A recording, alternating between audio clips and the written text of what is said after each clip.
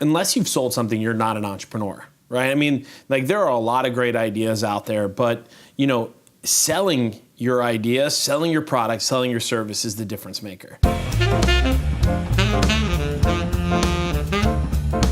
And there are a lot of people out there that are masquerading as entrepreneurs, and they're working on their creativity, or they're working on their project, and they never get to actually making it a viable business because they don't learn the basics of sales.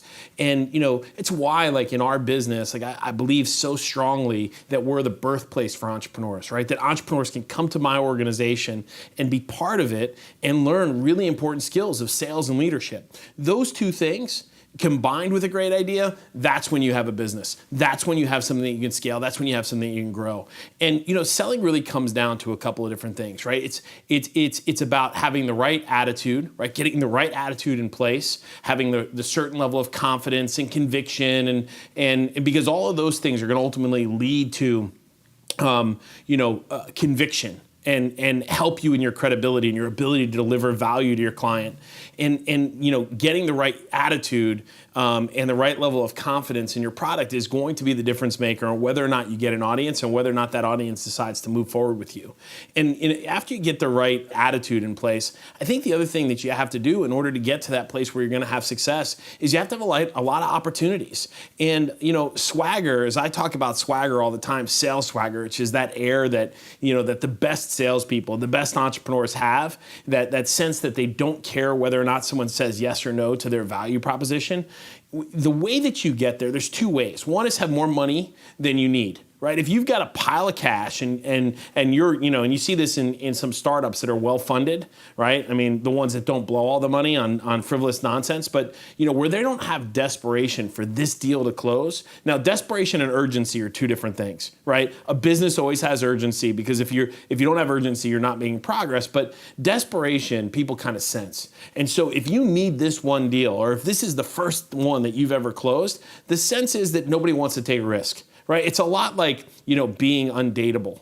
And if you don't have dates, and we've talked about this in the past, we've talked about, when you're single and you're a pariah, completely undateable, but the minute you get into a relationship, you're a better catch, and it's probably just because you're getting laid, right? All of a sudden, that energy that you give off, and in business, the same thing holds true, right? So if you got a lot of opportunity, you got a pile of money, then that's one way to build swagger. But the other is to have an unlimited amount of opportunity where you can go and present your value proposition, where you can deliver your products to. Identifying who's a great target audience for what you do.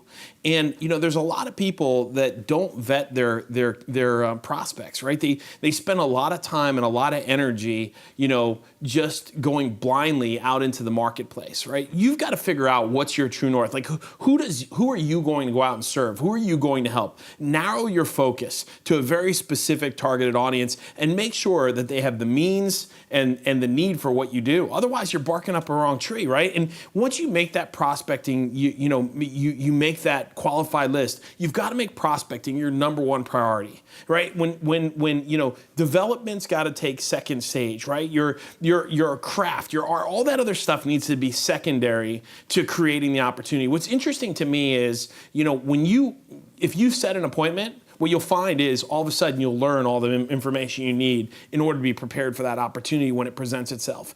And when possible, find someone to be accountable to. Right? So don't do it alone. Don't try to tackle this thing all by yourself, right? So, unless you're a solopreneur, right? You're all by yourself. I think that having a partner in crime is one of the great things that you can do, right? Challenge each other. It's just like going to the gym. You're a heck of a lot better off if you and your buddy go into the gym together, because you're going to push each other, right? You're gonna push yourself the other step. So, if you're an entrepreneurial endeavor, don't have one person do one thing and one person do the other. When it comes to prospecting, engage everybody. Get everybody involved and spend 30, 45 minutes, an hour just hardcore calling that qualified list of prospects.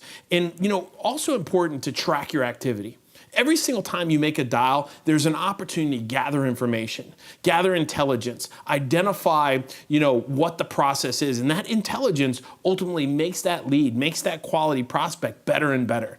And in that situation, don't be afraid to find an advocate. Just because you don't land on the person who you think can make the decision doesn't mean it's not worthwhile to go in and have a conversation. Not only will you be refining your skill set, but you'll also be making progress. And if you can find an advocate, you never know where that's going to land you in the door and get you where you need to go. Another thing I'll tell you is be contrarian.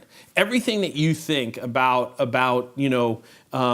prospecting, the right day or time of the week is wrong. Throw it out. Like conventional wisdom would say, you should prospect between the hours of 9 and 5 p.m. I categorically disagree, right? Call before, early in the morning, call late at night, call at lunchtime. What you want to do is differentiate yourself from everybody else out there in the marketplace. And whatever you do, don't blast email. Don't send the 17th email to the same prospect that says, I'm hoping you saw that email that I sent you before and want to see if there's an opportunity for me. Pick up the freaking phone. Make a phone call, because that's going to differentiate you. The fact of the matter is the vast majority of people that are selling today that are entrepreneurs are afraid to pick up the phone, right? We're in a society where we send text messages, where we send emails, this really interpersonal thing. Like we're not at a place where you can swipe left or right to decide on whether or not you want to do business with somebody. And that time may come down the road. But if you're an entrepreneur and you're aspiring to grow a business, you can't be afraid to get up and sell yourself and sell the product and sell the value that you have. And allow your conviction to come through. Understand that a no today doesn't mean no never, right? No is a step on the journey to yes. And, as you focus on bringing value as your priority as an entrepreneur, what you have to understand is that timing may not be right, and timing is everything in business, right? And so if they say no to you right now, you probably haven't brought enough value to them. And the vast majority of times in today's society, we can't bring value in one conversation.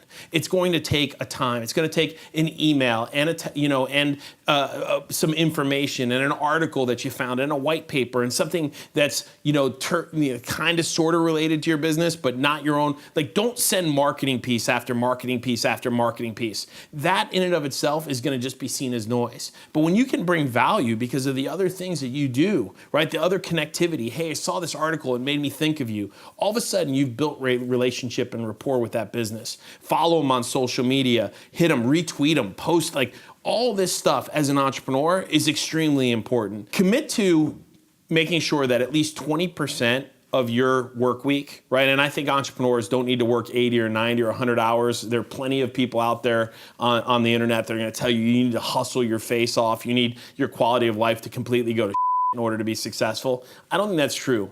I think you should be able to get done what you need to get done to launch a business in 50 or 60 hours a week, right? But my experience tells me is that 20% of your time, if you're not spending 20% of your week, right, of a 50-hour work week prospecting, finding opportunities to present your product, you're never going to succeed, right? So 10 hours a week. Now, it doesn't need to be 10 hours all at once. It can be 2 hours a day. Each day, but maybe it's 1 hour in the morning and 1 hour in the afternoon. Maybe it's 30 minutes in 30-minute blocks throughout the week. But you got to find time, 20%, the 20%, 80%. 80% work on refining your business and getting your product to be nailed, and 20% in getting the opportunity to be in front of people. Because the more opportunities you create, interestingly enough, remember the thing about Swagger I talked about, how if you had an unlimited amount of money, you wouldn't feel desperate? Ultimately, a lot of appointments is going to lead to that result. And leverage your momentum, right? When you get one good success, get on the phone, make another call, right? When you have one success, one good meeting, make sure you catapult yourself back to the hard work, and don't focus on the wins. Right? Don't get so enamored with the victory that you fail to realize that it's the activity creation that ultimately gets you in the door. You got to sell something. Right? You go out and sell it, right? You go out and make a sale, and then you're an entrepreneur. Then you're a business, right? Once you start making money, that's when you can actually call yourself an entrepreneur. Until then, you're just a dreamer. Just because you have an idea doesn't mean anything. It's all about execution. Ideas are bullshit. Right? Execution is the difference, and ultimately execution requires selling. And so, if you don't like the idea of being a salesperson, go get a job. Go let someone pay you by the hour, they'll tell you what you're worth. You'll find out pretty quick.